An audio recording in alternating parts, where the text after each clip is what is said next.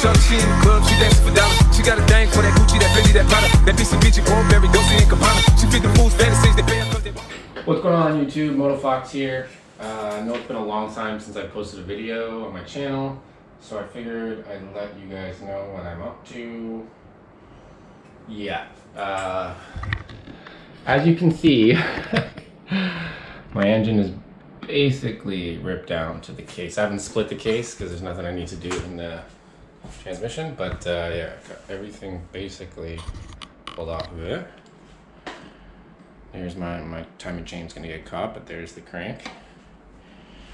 All right, where do I start? So, blew the top end. I was just gonna do rings. Here's the stock piston. But when I pulled it all apart, underneath the head, there was actually some, I guess the person who rebuilt this engine last, because I've only had this bike for a few years, he sketched Y2K year 2000 in the bottom of the head. So I guess it's been 23 years since anyone's been in the top end of this. Pretty good if you ask me, and had over 10,000 K on it, I think. So I was like, you know what, if I'm pulling off the top end and doing all this, I'm just gonna throw a new piston in, because I wanted to go to a forged piston anyways. Here's the stock piston. There's a lot of carbon on it. Here's my rings. Try to squeeze them. I'll show you ring gap. I mean, I can't fully squeeze them, but it looks like a lot of ring gap. Here's the new piston. So it's a Wassner piston. It's a brand. Wassner. Wiseco obviously is another one, but I found the Wassners have a wider range of overbore. This is a +1 millimeter overbore. It's pretty sweet piston. It looks nice. It feels nice. I don't know what this black coating is. I'm assuming it's something to protect from the heat. Protect the skirt from the heat. Not sure exactly, but yeah, you can see the design difference even between the stock piston and the new one.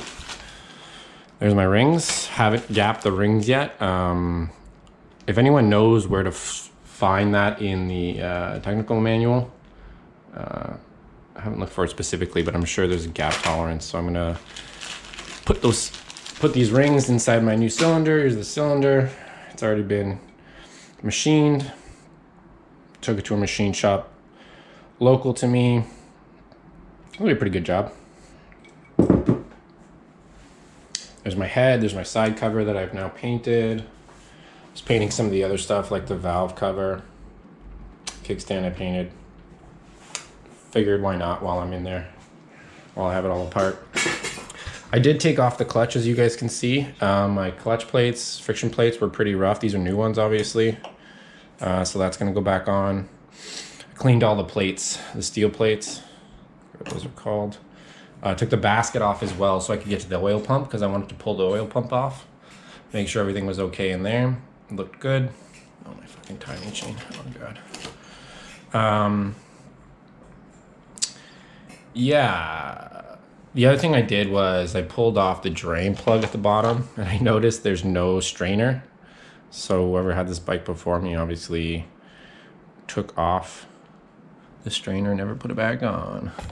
So I'm gonna get a new strainer and put that on. It looked like, it's hard to show you because I don't want to tip the engine up, but where the drain plug is, looks like there's the return for the oil line.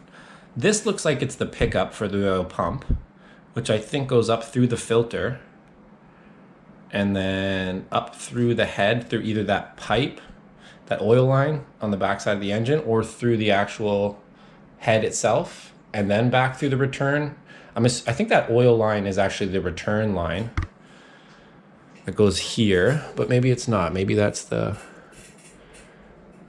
no, that might be the actual, no, it might be, I don't know. Anyways, if anyone knows, please comment. Love to know if this looks like the pickup for sure for the oil pump, but I want to know if that's the return. The return for the oil is right above the strainer near the drain. Makes sense that it would be potentially. Anyway, so I'm gonna put this back on. I still gotta re-torque the oil pump. I'm gonna torque it to spec. Then I'm gonna throw clutch basket back in, like the new clutch plates. I'm gonna soak them obviously in oil before I reassemble. Luckily, I just got the gaskets today. So I actually ended up getting from Disaster Motors. Shout out disastermotors.com. It looks like a decent set. It's got everything I need. Looks pretty dope, even the exhaust gaskets. And I paid, how much did I pay for this? I took off my information so you can't see. $59.88 HST. I think that's in Canadian. Yeah, $59.88. Not bad. $60. What else? As you can see, stock carbs are right here. These are my PWK 28s, the ones that I'm gonna run on it after I rebuild. And where's that? There's the bowls. You can see I had to grind away, or on this side of the bowl here, right here on the side of the bowl on both of them, because that's kind of where the carbs touch, which makes them interfere. And same thing with that vent. I think I did the vent on this side too. Yeah, right there, right there as well had to be ground off. And then I had to grind this down. You can see when I ground the side of the bowls, I had to keep taking the bowls off and checking, because this is how much meat is on the bowls usually on the outside of that metal. You can see on this side, it's paper thin. Like that's as much material as I could take off here and not get into the gasket, which if you start seeing gasket on the outside, yeah, you've gone too far. So that's as much material as I had to take off to get them to fit side by side on the intakes. Intakes right there. And then what I did was, just put this down for a sec. I have it here. I do have it here. This bowl's going to go back on. If anyone hasn't seen this, I think I can link it, but it's the XT350 service guide. It's like a general service manual. It's not like the owner's manual where it's got a little on it. It's not like the owner's manual where it just has like maintenance information and stuff about owning it or whatever. This is more like a detailed technical publication. So it goes into like lubricating oil system. That's the strainer I'm missing. And yeah, from this it looks like it pulls up and through that. That actually doesn't look like the return line. It's actually the line up to the head, I think. And then it goes down through the head to return back to the crankcase, I think. That's what it looks like here too, oil pipe. Anyways, back to the carbs. So on, I don't know what fucking website this is, but I'll find the website and I'll link this article. But there's a forum, there's a forum on TT350 carb upgrade, 2-kind PWK 28s and other mods. This guy from 2020, he had his mate with a, he says mate because he's from the UK. He had a buddy of his that had a TT350 and he modded it with 2-kind 28 mils of carbs. And what he said was, I highlighted it, the important parts. Right side carb, you have to block off the choke and pilot. And then main jet is number 132, needle, center clip, working as a secondary, and he lengthened the cable to have it open later on the second carb, which is the right side. Left side carb, which is the main carb, number 48 pilot, 132 main as well. Needle clip centers as well, all tuning done. Mixture screws, approximately 1.5, 2 turns out, that's like stock. That's with a fully open airbox, he says, custom diameter header pipes, bigger header pipes. And YZ250F muffler, runs strong, starts easy, hot and cold. So what I did was I blocked the pilot and the choke on the right hand side carb, and I just gotta throw the bowls back on. I got 132 main jets in both. As far as the secondary carb, he said what he did was he let me just put this in the right orientation. Oh God, I hope I don't lose my, don't lose the pins from the floats. What the guy said he did is he made it so there was a delay, lengthen the cable to have it open later. Right now I can't, so I have a cable and I have a splitter. That's off a CB200 from the 70s because they had twin carb, twin inline engines. So I got a replacement cable for that. And the nice thing about the CB200 one is into the carbs, they're 90s. So it actually works perfectly where those, where each of these can actually, this has to be rotated a bit. Sorry about that. Each of these cables that run to each of the carb can actually run along the frame. So it actually fits really well. The only thing I don't like is I kind of have to re-drill this right here, or drill this out and move the idle adjustment to this side, because right now the idle adjustment on the right hand side carb is on the inside, where when it's set together you can obviously see you're not getting to that. Doesn't really matter because this carb's not really going to control idle once the pilot circuit's disabled, so it doesn't really do much, I don't think. But anyways, my plan to delay the carbs, I think, is I'm going to try to put a spring in right here and then extend this cable, because I have play on just this side by lowering this nut.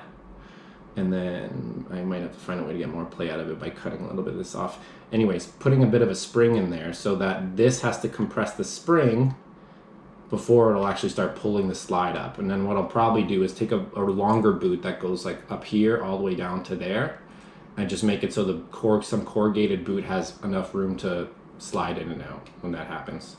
I'm hoping that's going to be okay. If that doesn't work, I'll drop the needle, the clip on the needle, as much as possible to try to delay turning on that, or like lean out the main jet on the secondary, because that'll help too, right? Dropping the needle as much as possible, but it's still going to open the slide, so I'm still going to play around with that. I got to find a way to because I think he's right. I think to get this set up to run well, I'm going to have to delay that second carb from opening, just like the stock setup, in some way or another. He also had 1mm oversized piston, just like me. He put in a new cam chain. I don't know if I'm going to put in a new cam chain. We'll see. He ported and decked the head. Whew. He ported the intakes. New intake manifolds ported from 24mm to 28. I didn't port any of my intakes. I didn't do anything to my head yet. I was thinking about it, but not yet. The only other thing I was considering doing, because obviously this build, it's where I live, it's getting into winter soon, so my riding season is basically over anyway, so I might as well take my time. And so I'm considering, there's my new pin. So I'm considering getting my cams reground. You can send your cams out to a company in the UK that will regrind them and give you a more aggressive lift. There's two different options that they provide. One is a regrind that you can use with the stock valves and springs. And then they have an even more aggressive regrind that you need to replace the valves and spring, at least the springs, with higher force springs. So I wouldn't go with that second one. I don't want to replace my valve springs, but yeah, that first cam regrind, I mean, might as well if I'm going through all this rebuild, right? Cams are like the last to go in anyways, so. And when I put the cams in, I was an idiot. Most of the engines I've rebuilt don't use this style of buckets. And a lot of the other engines I've rebuilt were like 2-strokes, so obviously you're not dealing with valves. So lack of experience here. I took all the cams out before actually using feeler gauges to measure valve lash. So yep, everything's gonna have to go back together. Cams are gonna have to go back on just to measure valve lash, just to take it off, to probably put in new buckets, because I know after that many K, I'm probably gonna need to make some adjustments on valve lash. I have all the charts in here. This is actually a pretty cool guide, manual, service guide. It has, I marked a lot of the pages I need. Lubrication oil system, ignition timing, cylinder, pistons, cams. It gives me all the torque specs for everything, and the orientation of the rings. They want your openings of the rings to all be offset from each other, 25 degrees from, not 25 degrees from each other, I guess that's 50 degrees from each other, but 25 degrees from the center line. And then they want you to plastic gauge the camshaft to make sure that it's good clearance. Yeah, cam cap installation, camshaft stuff. Yep. It's installing cams, so valve clearance is in here. They want you to use this special tool from Yamaha to check valve. I guess this is a valve adjusting tool. Maybe this isn't actually the fuel. Yeah, this is just a valve adjusting tool. Hopefully I can do that without that tool. Let me know if I don't. Then here are all the valve clearances and pads, installed pad numbers, clearance measured. Clutch assembly. Goes into all the torque specs for that. Carburetor. If you guys want, like this was, I didn't even know about this, but it has a pretty good write-up here on how this like dual carb, single cylinder setups, how it works. It's pretty cool. I knew how it worked, but it's nice. It's cool to see it in this with these diagrams. Yep, talks about adjusting the carbs, adjusting the synchronization, which when I was running my original carb setup, I for sure did not check that synchronization. I mean, they always run well. They always run pretty well for me. But yeah, brake pad stuff, rear shock, all this other stuff I didn't really mark. It gives you all the resistances for the coils if you want to check your coils to see if they're bad or good. Pretty cool, pretty cool. Yeah, it goes you some troubleshooting to check pickup resistance, pickup coil resistance, charge coil resistance. I need to check my pickup coil resistance because I'm pretty sure I'm gonna need a new one. I got some weird wear. I want to show you guys some weird wear on my clutch basket. That doesn't seem good. I mean, I don't know where this came from. Whether or not there was something at the bottom of the case, like a bolt or a screw or something, and this kept on hitting it as they went around. But yeah, not ideal. I mean, don't know why it's like that. Gonna just gloss over that, as Jeremy Clarkson would say, for now. Come back to it. It's fine. Otherwise, don't think I'm gonna touch anything else. Everything looks pretty decent. Seals look okay. I mean, there isn't really much to look at unless you pull out those gears. Yeah. 520 sprocket. That's as big of a 520 sprocket that I could actually get on the engine without the chain starting to rub. So it's like that's as large a 2 sprocket as I can go. Yeah, and last but not least, I'm going to start using 20W50 in this, especially with the new piston. As I'm wearing it in, I like to use thicker oil. There's my tank. That's the Clark tank, which is fucking awesome. All plastic, and it's like an actual OEM replacement for XT350s, but ridiculously expensive. Unfortunately, it's really the only option. So I'll keep going on this, and as I keep doing the rebuild, I'll keep posting content. I'm gonna get the right side back together, get the clutch installed, finish with the oil pump, get the side cover installed, replace the pickup coil. I gotta get a puller and get this side back on. Probably gonna paint that too. I hate painting plastic though, because it's gonna look like, not gonna look like shit, but it's not gonna last. Then once I get the sides on, then I'm gonna start working on the top end. For now, what I'm gonna do is I'm going to put the rings in the cylinder, use the piston to push those rings down square, and measure ring gap. And then if I have to file the rings down, I'll do that, because the last thing I want is to put a new piston in and not check ring gap, and then have those rings chew the shit out of my cylinder. Yeah, don't want to do that. So yeah, thanks for watching, everyone. Hopefully next season, or potentially midwinter if I can make it down south into the US, I'll do some more riding videos on a newly rebuilt engine. There's a little bit of an overbore, like a 1 mil overbore. I did the calculations. 346 is what the displacement is with the stock piston. 1 millimeter overbore brings it to like 354.